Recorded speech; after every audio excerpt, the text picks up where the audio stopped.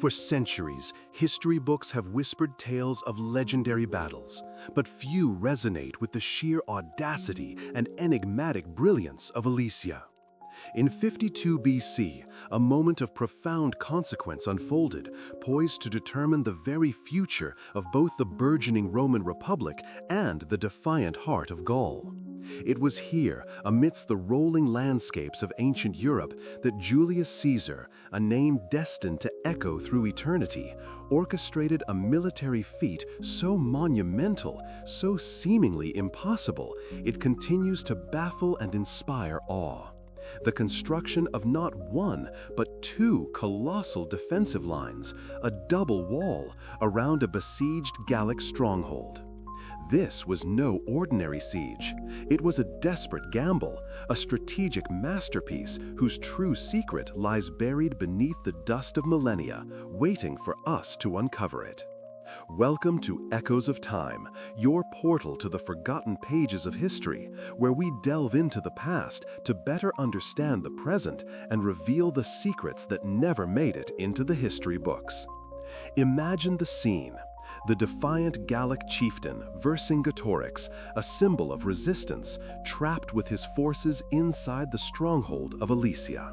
Outside, an even more formidable threat loomed, a massive Gallic relief army gathering like a storm on the horizon, threatening to crush Caesar's legions between two overwhelming forces. This was the precipice of desperation, a situation that by all conventional military logic should have spelt annihilation for the Roman invaders. Yet Caesar defied logic. He conceived, and his legions constructed, what modern military historians and archaeologists alike still struggle to comprehend: an elaborate, almost unimaginable system of fortifications, a circumvallation line facing inward towards the besieged Gauls, and a contravallation line facing outward to repel the impending relief force. This was Caesar's unthinkable double wall, a testament to an unparalleled strategic genius, a structure that allowed a numerically inferior Roman army to hold its ground against overwhelming odds. The question, however, remains: how? Was it simply an act of audacious will, a demonstration of unparalleled logistical brilliance, or does a darker, more complex secret lie at its heart? For generations, our understanding of Alesia has been shaped primarily by one authoritative voice, Julius Caesar's own Commentarii de Bello Gallico. His accounts paint a vivid picture of relentless Roman engineering prowess and unyielding discipline. They detail a military machine operating with brutal efficiency, transforming the landscape itself into a weapon. The narrative describes vast trenches designed to impede enemy movement and trap their cavalry, towering watchtowers offering panoramic views and platforms for missile fire, and formidable palisades, sharp stakes driven into the earth forming an impenetrable barrier. These elements, combined, formed the legendary double wall, a complex network of earthworks, ditches, and fortifications stretching for miles, encircling both the besieged and the would-be rescuers. It was a logistical marvel, certainly, a testament to Roman organization and their mastery of military engineering.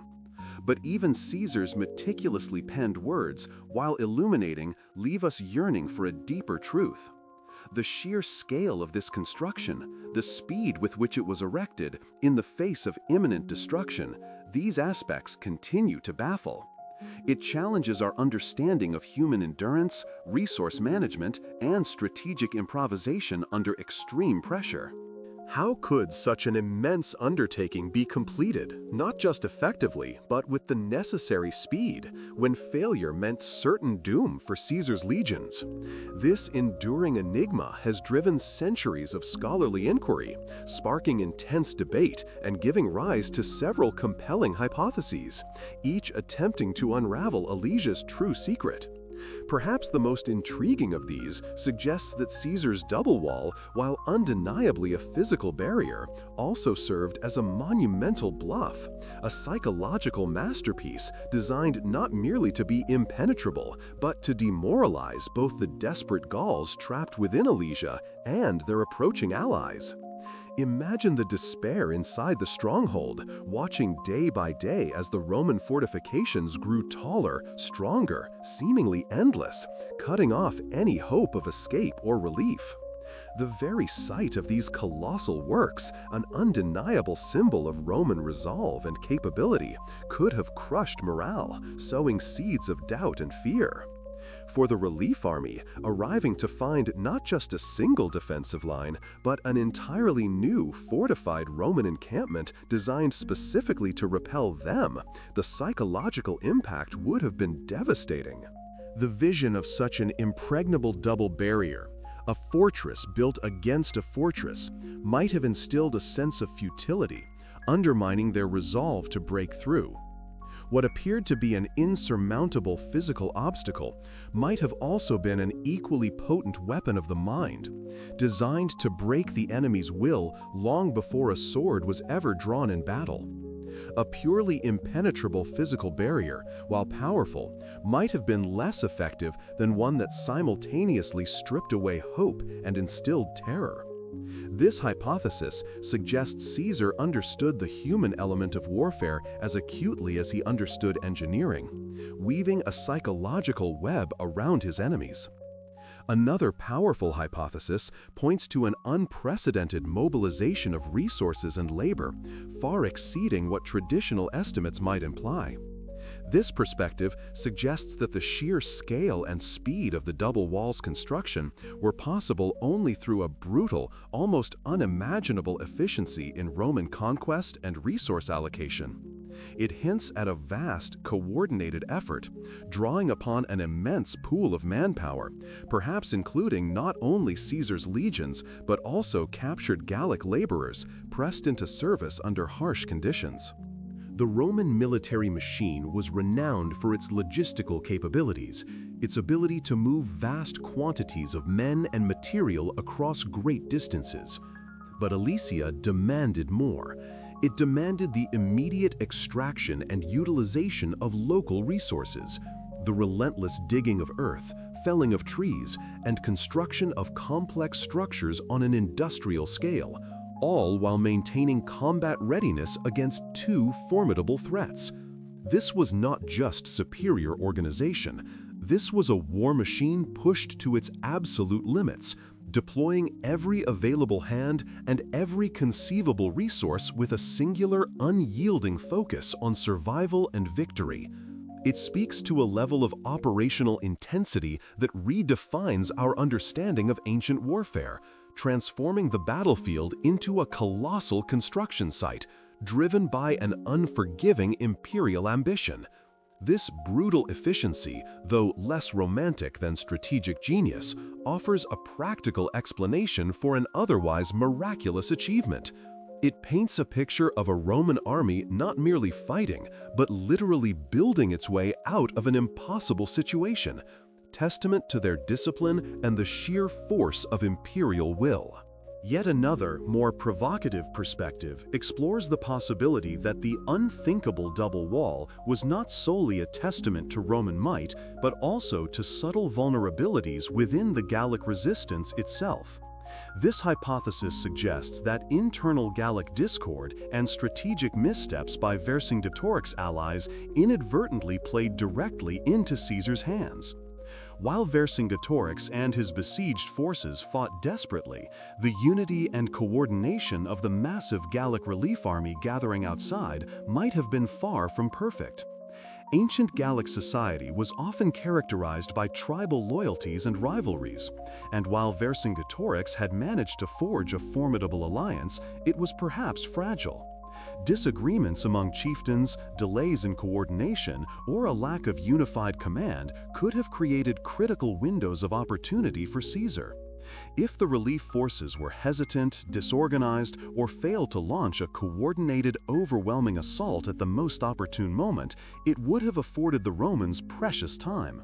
Time to complete their fortifications, time to solidify their defenses, and time to psychologically exhaust the besieged. The very presence of the double wall, then, might have been a response to or an exploitation of these underlying weaknesses rather than solely a demonstration of Roman invincibility. It asks us to consider whether Caesar's genius lay not just in his own actions, but in his masterful perception and exploitation of his enemies' shortcomings. Could the legend of the impregnable wall also be a story of a fractured opposition unwittingly aiding their own defeat? Could the Roman fortifications have gained their unthinkable reputation less from their physical imperviousness and more from the uncoordinated efforts of those who sought to breach them? At Echoes of Time, we meticulously reconstruct such battles, analyzing every shred of archaeological evidence unearthed from the very ground where these monumental events transpired. Modern archaeology employs sophisticated techniques, from remote sensing to detailed excavations, to map ancient landscapes, identify defensive structures, and confirm the scale and location of Caesar's double wall. This work often validates many aspects of his written accounts, while simultaneously posing new questions about the specifics of its construction and effectiveness. We scrutinize ancient texts, cross-referencing Caesar's narrative with other fragmentary sources and later historical interpretations, searching for discrepancies, nuances, and overlooked details that might illuminate the hidden truths. Every discovery, every piece of evidence is an echo of humanity's great history, guiding us closer to the heart of the enigma. From the remnants of watchtowers to the outlines of long-vanished trenches, the physical evidence offers tangible proof of the sheer scale of the undertaking. Yet, even with these tools, the true secret behind the swift, effective creation of such a gargantuan defense continues to elude a singular, definitive answer. The precise methodologies, the exact numbers of laborers, the full psychological impact, and the exact interplay with Gallic internal dynamics, these remain subjects of ongoing investigation and spirited debate among modern military historians and archaeologists alike. The Siege of Alesia, therefore, stands as more than just a chapter in the annals of war. It is a profound historical mystery, a crucible where human ambition, desperation, and ingenuity converged. Caesar's unthinkable double wall transcends its function as a mere military structure. It embodies the relentless spirit of Roman expansion, the defiant courage of the Gallic resistance, and the complex, often brutal, interplay of power dynamics in the ancient world. It forces us to confront the boundaries of what we believe is possible, challenging our preconceptions of ancient technology and strategic thought. Alesia remains one of the most pivotal and puzzling sieges in ancient history, a testament to ingenuity, a study in psychological warfare, and a stark reminder of how the grand narratives of victory can often conceal deeper, more intricate truths.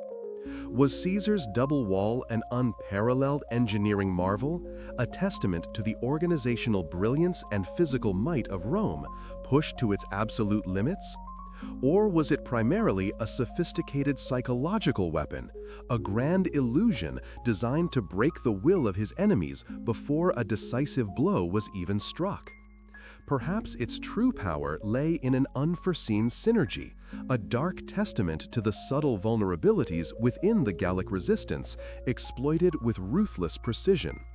Or, as is often the case with the grandest historical enigmas, was it a complex tapestry woven from all these threads, a desperate act of construction, a masterful act of psychological warfare, and a cunning exploitation of a fragmented foe? What then was the real secret behind Caesar's double wall? And what does its enduring mystery truly tell us about the nature of conquest and resistance in the ancient world, and indeed, about humanity itself?